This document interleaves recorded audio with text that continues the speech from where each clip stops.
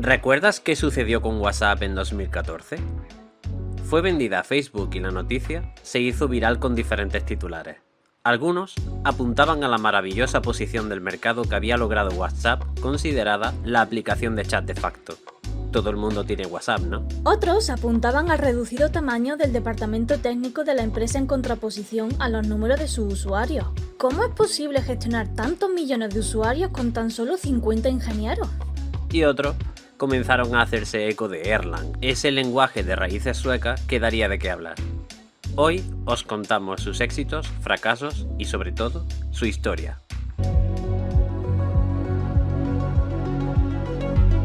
Antes de continuar, un inciso. ¿Te gustaría apoyar a nuestro canal? No olvides que puedes suscribirte y activar la campanita para no perderte futuro contenido. También se agradecen me gustas. Y además, si nos prefieres en formato podcast, podemos acompañarte desde Spotify. Ahora sí, continúa. Todo comienza en la década de 1980. Ericsson desarrollaba aparatos para telefonía, pero tenía un problema. El lenguaje Plex no era lo suficientemente flexible. Cada actualización requería un apagado de la máquina completa y no había garantías de funcionalidad correcta. Si sucedía un error, todo caía. Pero ¿no es así como funcionan los sistemas normalmente? ¿No es normal ver carteles de mantenimiento en webs hoy en día? Sí, pero no en telefonía. Imagina que tienes que llamar a alguien y el teléfono no funciona, o te dice que está en mantenimiento. Es mucho peor si tu llamada es por una emergencia. Definitivamente, en ese escenario, ese tipo de situaciones no son nada apropiadas, por lo que el departamento, dirigido por Jarne Dacker, se puso a trabajar y junto a Mike Williams, Robert Birding y Joe Armstrong elaboraron una serie de pruebas para determinar cuál sería la solución óptima a su problema. Y antes de continuar, nos gustaría presentaros a nuestro patrocinador, Altenball. Altenball es una empresa dedicada a la divulgación de la programación, pero no es para los amantes de la comida rápida. Los libros son cuidadosamente escritos a través de la experiencia real de sus autores y el apoyo de sus revisores. En su biblioteca podréis encontrar libros de todo tipo. Pero queremos hacer hincapié en los 2 volúmenes de Erlang OTP porque está muy ligado a la historia que nos ocupa hoy. Estos libros nos llevan desde una posición en la que no tenemos ningún conocimiento de programación a poder desarrollar aplicaciones backend completas, incluso tan avanzadas como tu propio servidor web. En el mensaje fijado podréis encontrar un cupón para conseguir ambos libros con un 50% de descuento. No perdáis la oportunidad. Y ahora sigamos con nuestra historia. Las pruebas. Joe Armstrong y Robert Birding inicialmente tomaron la iniciativa de preparar algunas pruebas con diferentes lenguajes. Las pruebas fueron planificadas con los lenguajes Ada, CLU, Smalltalk y Prolog. Los requisitos a cumplir eran: los procesos deben ser parte intrínseca del lenguaje. ¿Los procesos? Sí, hay muchas formas de paralelizar la ejecución de código, y en la década de 1980 la más famosa era por procesos. Cada proceso ejecuta un código diferente. ¿Y eso no estaba implícito en cada lenguaje? No, de hecho, en muchos lenguajes forma parte de alguna biblioteca, es accesorio. En este lenguaje buscaban que los procesos no fueran aparte. El lenguaje debe integrar los procesos como una pieza fundamental. Debe poder ejecutar desde miles a millones de procesos concurrentes. ¿Concurrentes como en Go cuando vimos los gophers?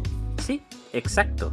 Cada proceso debe ser independiente del resto, de modo que, si algún proceso se corrompe, no pudiese dañar al resto. Dicho de otra forma, y usando los gophers de nuevo, si alguno estuviese enfermo y tiene que retirarse, otro pueda tomar su lugar sin afectar al trabajo del resto. También debe ejecutarse de forma ininterrumpida. ¿No todos los sistemas se ejecutan de forma ininterrumpida? De hecho, no.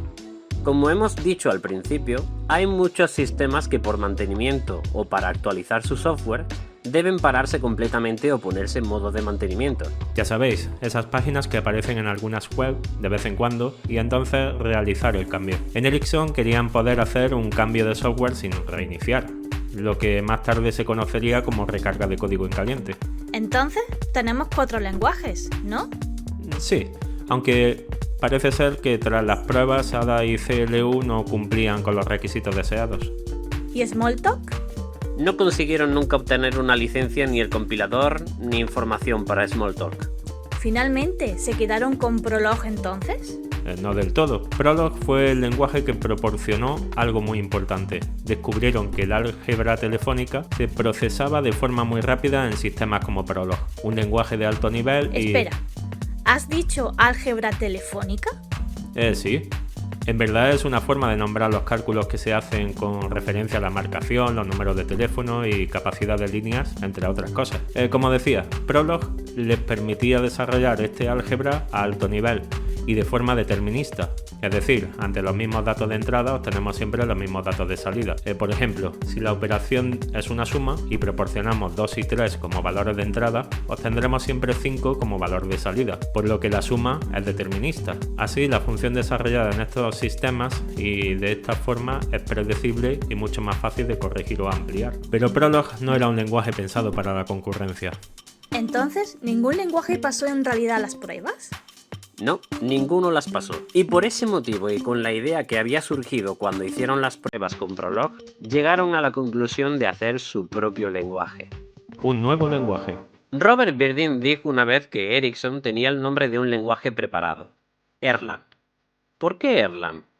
Porque les daba un juego de palabras interesante. Por un lado, podían decir que tomaron el nombre en honor al matemático danés Magnus Kraup Erlang, cuyo trabajo se usa en telefonía, y por otro lado podían decir también que era la contracción de Ericsson Language. Les gustaba esa cualidad. ¿Tenían un nombre y no el lenguaje? Aún no habían tenido la ocasión para desarrollarlo. Donald Knuth decía que lo más difícil era el nombre, así que tan solo quedaba la parte fácil, ¿no? Pues eso parece. Porque cuando surgió la posibilidad, al tener clara la idea de emplear una forma de expresar el código al estilo de Prolog pero con los elementos necesarios a bajo nivel, el equipo se lanzó inmediatamente a desarrollar su propio lenguaje, y Erlang vio la luz en 1986, después de que Joe Armstrong se encerrara a desarrollar la idea base. ¿Así de fácil? ¿Ya estaba hecho Erlang? Bueno, no. En verdad era tan solo un programa intérprete sobre Prolog, con un número muy reducido de instrucciones, pero gracias a su buena acogida fue creciendo rápidamente. En 1989 el sistema estaba comenzando a dar sus frutos, pero el rendimiento no era el adecuado. ¿Cómo de malo era el problema? Bueno, al menos tendría que ser como 40 veces más rápido que entonces. ¿Cómo consiguieron que fuese más rápido? Mike Williams se encargó de escribir todos los elementos de bajo nivel necesarios para la ejecución de un programa en Erlang. Estos son un emulador para simular una máquina, un cargador para cargar los programas, un planificador de tareas para dar a la CPU el proceso a realizar en cada momento y un recolector de basura para eliminar de la memoria lo que ya no se usa. Todo ello empleando el lenguaje C. ¿Por qué el lenguaje C? Porque era el lenguaje más extendido para crear programas a bajo nivel y optimizar lo máximo posible. ¿Y cómo consiguen tener esos programas para ejecutarse en el emulador? Joe Armstrong escribió el compilador, y las estructuras de datos y la gestión de memoria corrieron a cargo de Robert Virding, que se encargó de escribir la biblioteca de funciones, es decir, todo lo que emplearán los programadores. ¿Consiguieron su objetivo? No solo eso, el sistema aumentó su rendimiento en nada más y nada menos que 120 veces. Ericsson ya podía comenzar a emplear su nuevo lenguaje. La prohibición. En la década de los 90, Erlang comenzó a ser una gran pieza de software, pero aún así, Ericsson prohibió el uso de Erlang. Espera. ¿Ericsson prohibió emplear su propio lenguaje incluso cuando cubría sus necesidades y aumentaba en popularidad? Erlang había ido acumulando una gran cantidad de características, pero comenzó la era de Java, y Ericsson decidió centrarse en lenguajes usados globalmente ante la dificultad de encontrar programadores de un lenguaje que nadie conocía fuera de las puertas de Ericsson. ¿Y cómo consiguió salir adelante? La prohibición, con el tiempo y a medida que avanzaba la década, se fue diluyendo. Había una pequeña comunidad de programadores de Erlang fuera de Ericsson que comenzó a crecer. El equipo de desarrollo dentro de Ericsson, llamado OTP y dedicado a mantener el lenguaje, siguió desarrollando y soportando Erlang, y fueron presionando internamente. ¿Consiguieron entonces volver a emplearlo? No solamente eso, sino que también en 1998 convencieron a Ericsson para abrir su código fuente y hacer que Erlang estuviera disponible para todos. En la siguiente década llegaron desarrollos y empresas que adoptaron el lenguaje. ¿Alguna en particular de renombre? Sí, sin duda. Hay una en particular que quizás no lo pretendió desde un principio, pero fue la que más impulsó a Erlang. WhatsApp. Al principio, Jan Koum inició su andadura sin saber exactamente en qué se convertiría WhatsApp. Comenzó siendo una lista de contactos inteligente, una forma de enviar notificaciones a tus contactos, y finalmente llegó la idea de servir como reemplazo al SMS. ¿Y cómo llegaron a Erlang? Pues por el empleo del protocolo XMPP, que estaba de moda para el chat en computadoras y que la mayoría de integrantes de WhatsApp consideraron emplear YVRD porque tenía muy buenas referencias acerca de su estabilidad y escalabilidad, y por lo tanto Erlang fue elegido indirectamente por un buen producto desarrollado en ese lenguaje más que por el lenguaje en sí. ¿WhatsApp habló de todo esto desde sus inicios? Quizás no desde un inicio, pero hay muchas conferencias de Rick Reg de cuando entró a formar parte de WhatsApp en 2011.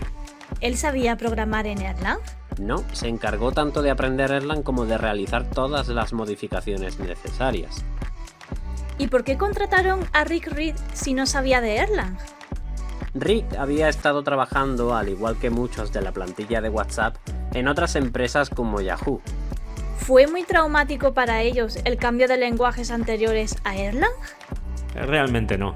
Cuando finalmente consiguió su objetivo de disponer de una versión modificada y completamente funcional de YVRD, se percató de la facilidad de implementar sistemas concurrentes y cómo le habría gustado tener un lenguaje así en su etapa de Yahoo, en lugar de C y C++. ¿Supuso entonces una ventaja para WhatsApp? Sin duda. WhatsApp no tuvo rival y durante mucho tiempo estuvo imponiéndose a otras grandes empresas como Google o Facebook. Los sistemas de chat de estos no eran ni tan estables ni tan rápidos como lo era WhatsApp, y WhatsApp tenía millones de usuarios usándolo a diario. ¿Facebook no pudo competir con WhatsApp y entonces lo compró? Sí, como dijimos al principio, fue en 2014 cuando saltó la noticia de la compra por parte de Facebook de WhatsApp. La tecnología empleada saltó a primera página de algunas publicaciones y de repente Erlang había obtenido un foco que nunca tuvo durante todos sus años de vida. Comenzaba a brillar y ser considerado como lenguaje en el desarrollo de aplicaciones de servidor, y muchas empresas, principalmente del norte de Europa, pero también en Estados Unidos y Japón, comenzaron a emplear este lenguaje y sumarse a sus conferencias. Erlang consiguió brillar finalmente y muchos comenzaron a fijarse en él. Conclusiones. En una Erlang User Conference de Estocolmo en 2015, Bodil Stock dijo que, a diferencia de otros lenguajes como Java, donde Sun Microsystems había apoyado y vendido el lenguaje muy bien fuera de la empresa, en el caso de Ericsson y Erlang fue todo lo contrario. Ericsson empleó internamente el lenguaje, pero no tuvo pretensión al principio de publicarlo e incluso llegó a prohibirlo durante un periodo de tiempo. Es por eso que fue un lenguaje que tardó en propagarse, pero que aún sigue siendo mantenido por Ericsson y su comunidad de forma muy activa. Y ahora te toca a ti.